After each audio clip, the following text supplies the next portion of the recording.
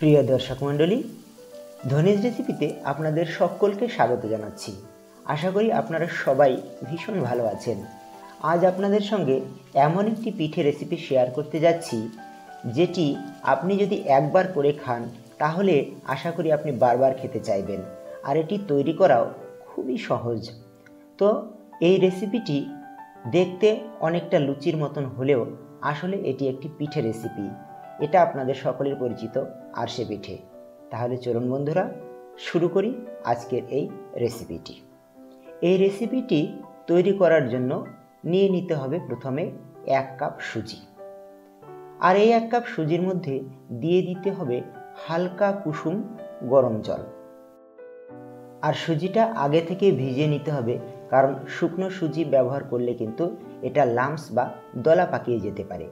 যতক্ষণ পর্যন্ত না সমস্ত সুজিটা সমস্ত জল শুষে নিচ্ছে ততক্ষণ পর্যন্ত চামচ দিয়ে নাড়াচাড়া করে এটাকে তারপরে 10 মিনিটের জন্য ভিজিয়ে রেখে দিন।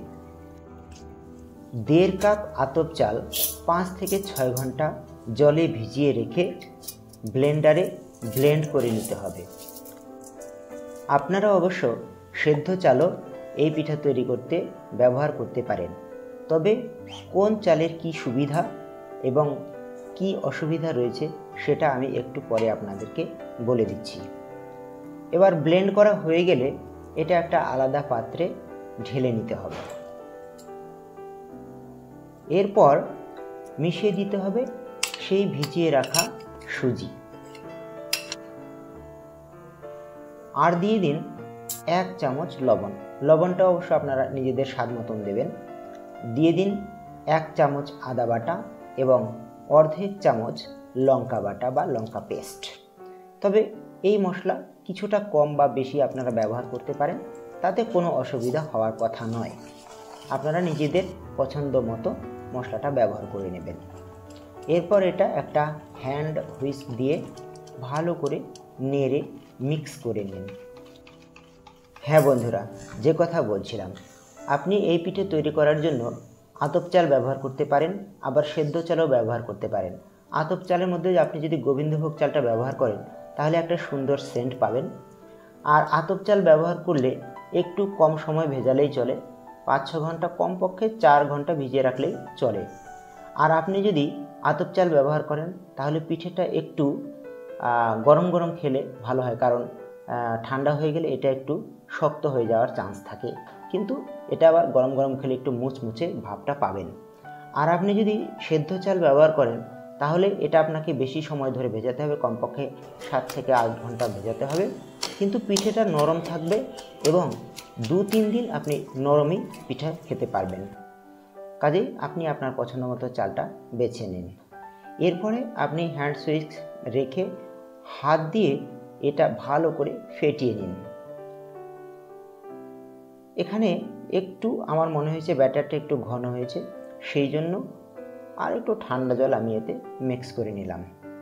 দেখুন বন্ধুরা, ভালো করে ফেটিয়ে নেওয়ার পরে ব্যাটারটা কিন্তু ঘনত্ব এরকম আসবে, কনসেন্ট্রেশনটা এই রকম হলে পারফেক্ট হবে পিঠের জন্য।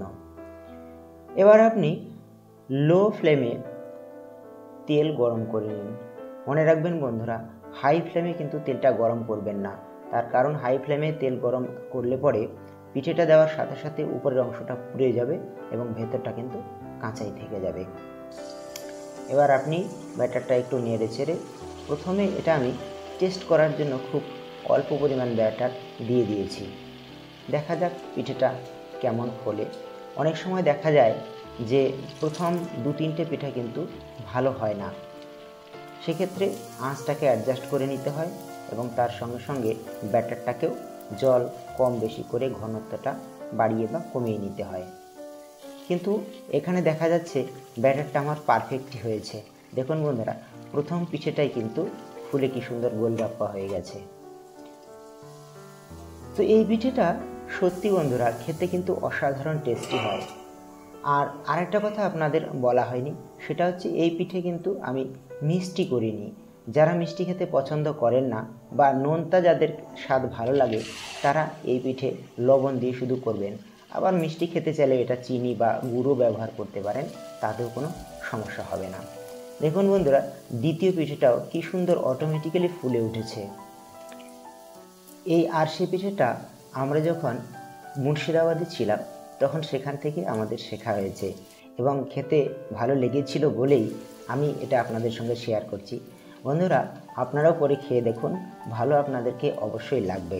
আর যদি ভালো লাগে তাহলে একটা অবশ্যই লাইক দিয়ে দেবেন এবং ফিরে এসে কমেন্ট করে জানাবেন কেমন লাগলো পিঠাটা।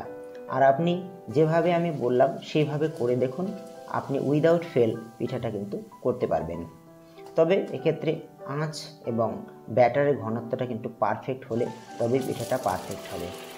এইভাবে আপনারা বাকি পিঠেগুলো সেম পদ্ধতিতে ভেজে নিন। দেখবেন আপনার বাড়িতে যদি কোনো অতিথি আসে তাকে আপনি খাওয়াবেন, তারাও কিন্তু আপনার খুব প্রশংসা করবে এবং জানতে চাইবে কিভাবে আপনি পিঠেটা করলেন। তো বন্ধুরা, এই পর্যন্ত যদি ভিডিওটা ভালো লেগে থাকে তাহলে অবশ্যই আপনারা একটা লাইক দিয়ে কমেন্ট করে জানাবেন এবং যারা নতুন এসেছেন তারা আমাদের চ্যানেলটি সাবস্ক্রাইব করে আমাদের ফ্যামিলিতে যোগদান করুন, সাথে থাকুন। আর এই ধরনের আরও সুন্দর সুন্দর ভিডিও আপনারা আমাদের চ্যানেলে পাবেন, সেখানে চ্যানেল পেজটা ভিজিট করে সেগুলো দেখে নিতে পারেন। দেখুন বন্ধুরা, কি সুন্দরভাবে প্রত্যেকটা পিঠে লুচির মতন ফুলেছে এবং ভেতরটাও কি সুন্দর ফাঁপা হয়েছে। তো ফ্রেন্ডস, আপনারা কোন দেশ থেকে ভিডিওটা দেখছেন সেটা যদি কমেন্ট করে জানান তাহলে খুব উৎসাহিত বোধ করি। যে যেখানেই থাকুন না কেন সবাই ভালো থাকুন, সুস্থ থাকুন এই আশা রেখে এবং সকলকে আবারও অনেক ধন্যবাদ শুভেচ্ছা জানিয়ে শেষ করছি। নমস্কার।